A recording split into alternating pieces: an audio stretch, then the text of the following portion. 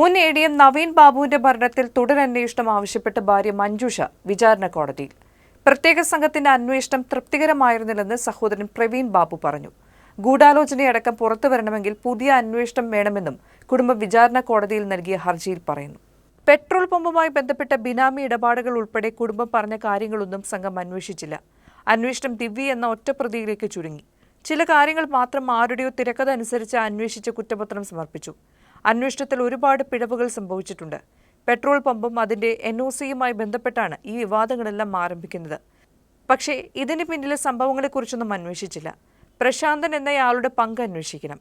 വ്യാജ കൈക്കൂലി കേസ് ഉണ്ടാക്കി കുടുംബം പറഞ്ഞ ഒരു കാര്യങ്ങളും അന്വേഷണത്തിൽ വന്നില്ല എന്നും ഹർജിയിൽ പറയുന്നുണ്ട്. കുറ്റപത്രത്തിലെ 13 പിഴവുകളാണ് കുടുംബം ഹർജിയിൽ ചൂണ്ടിക്കാട്ടിയിരിക്കുന്നത്.